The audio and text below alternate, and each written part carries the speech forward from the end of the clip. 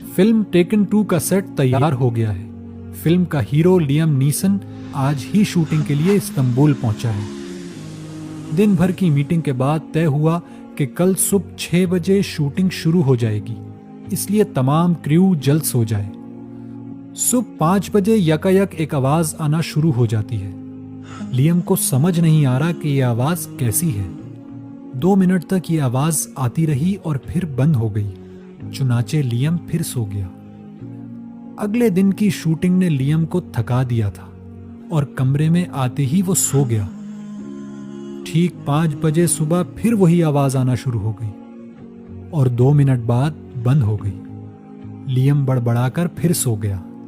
وہ 2 ہفتے انہی کیفیات سے گزرتا رہا، لیکن اب لیام کو اس آواز نے، جس میں عجیب سی روح کو سکون دلانے والی کشش تھی، تلاش و جستجو میں لگا دیا کہ پتہ کیا جائے یہ آواز کیسی ہے جو ٹھیک 5 بجے بلند ہوتی ہے۔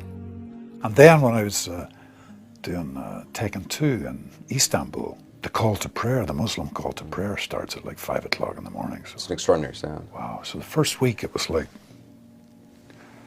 second week it was like, oh, it's kind of quite nice. But the third week I was totally captivated by it, loved it. So then I thought maybe Islam's the answer. یہ اذان کی آواز تھی۔ اس اذان نے Liam کے ذہن و دل پر اتنا اثر ڈالا کہ وہ یہ کہنے پر مجبور ہو گیا کہ میں مسلمان ہونے کا سوچ رہا ہوں۔ اسلام از دی آنسر، اسلام ہی حل ہے۔ اب لیام کا اپنا فیصلہ ہوگا کہ جس دین کی صدا نے اس کے دل و دماغ کو جھنجھوڑا ہے، اس دین حق کو وہ کب قبول کرتا ہے۔ لیام ہی کی طرح انٹرٹینمنٹ انڈسٹری کی لیجنڈری میوزیشین شینیڈ اوکونر کا نفس بھی سکون کی تلاش میں تھا۔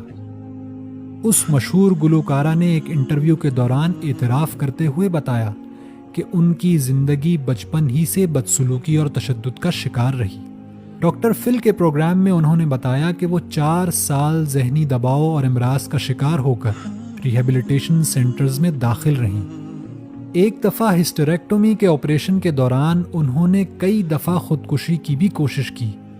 اسی کیفیت میں انہوں نے اذان سنی، جس سے انہیں بڑا سکون ملا، اور انہوں نے یوٹیوب پر ایک ویڈیو بھی اذان پر ریکارڈ کی، لیکن بعد میں اس کو ڈیلیٹ کر دیا۔ اسی سکون کی تلاش نے انہیں اسلام اور قرآن تک پہنچا دیا، اور بالآخر انہوں نے 2018 میں اسلام قبول کر کے موسیقی کو ترک کر دیا۔ ہالی ووڈ کی مشہور اداکارہ لنڈزے لوہن زندگی میں شہرت اور دولت کی بلندیوں کو چھو چکی ہیں، لیکن ان کی روح اب تک سکون کی تلاش میں تھی۔ ان کا کہنا ہے کہ جب وہ قرآن پڑھتی ہیں تو ان کو سکون ملتا ہے۔ انٹرٹینمنٹ انڈسٹری کے ان تینوں مشہور ترین اشخاص کی طرح بے شمار انسان شہرت و دولت کی انتہائی منزلیں دیکھ چکے ہیں، لیکن ان کی روحیں بے سکون ہیں۔ وہ اپنے خالق کی تلاش میں سرگرداں ہیں۔ اب یہ مسلمانوں کی ذمہ داری بنتی ہے کہ اپنی انفرادی اور اجتماعی زندگیوں میں اسلام کو قائم کریں اور حق کے متلاشی افراد کے لیے نمونہ بنیں۔